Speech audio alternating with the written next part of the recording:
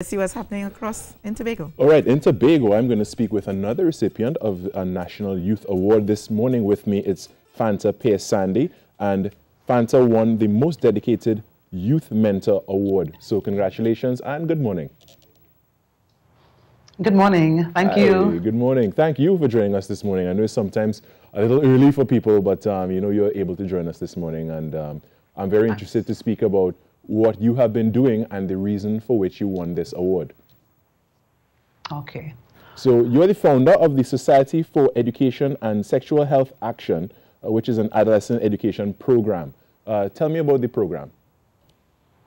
Okay, the program would have started in 2009, where I would have seen the need to get a program specifically for adolescent population.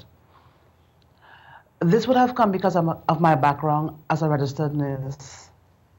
And you will see there were services being provided for maternal and child health, services provided for the elderly. But what was missing in the cadre was services specifically aimed and geared at adolescents. Right. Here in Tobago, as well as nationwide, we don't have that program available for adolescents. We see them, but we don't make them that big issue that they are. You know, and so I started. No, you please go ahead. Yes. So I started firstly speaking with the youths and trying to get the idea of what they needed with regards to their sexual and reproductive health. And what they needed was someone to speak with them, to listen to them, and to advise them accurately. Yeah, and you know what they say, you know, it's a little bit of a taboo subject for parents many times to speak to their children about sex and sexual health. And, you know, I think it's something that, you know, we should normalize, and that is one of the aims of your organization and your movement as well. Yes. Because parents may feel a little awkward and things. So how do you go about imparting this knowledge and this education of sexual health to adolescents? Okay.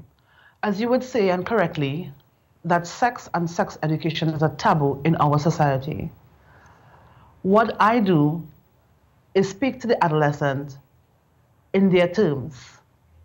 Most times as parents, we use parental adult language. Right. And it's sometimes harsh and misunderstood. And what we as adults don't do is listen effectively. So I allow for the adolescent to speak with me, and I speak with them on their level. I also encourage parents to have one-on-one conversations with me, something like role play. Right. To empower them and get them ready to speak to their adolescent child. Because I guess you know, in the role of a parent, the parent too would be nervous to broach this topic with their young or teenage or adolescent children. Yes, they are. And most of us try to give the information on a softer side, and we misinform them. When I was younger, Mommy said babies come from the plains. Right. You know, I was going to ask you what was the biggest topic of misinformation that parents would usually give to their children in a way of kind of avoiding the main topic.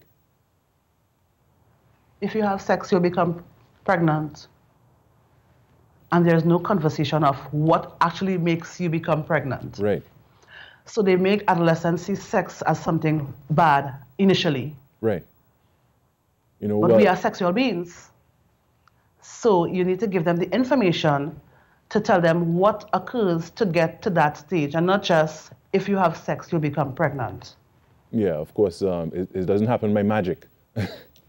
That's right. Right. So speaking of which, and one of the topics and one of the issues that you deal with very strongly as well is teen pregnancy and conversations around that. What is it that you educate about teen pregnancy?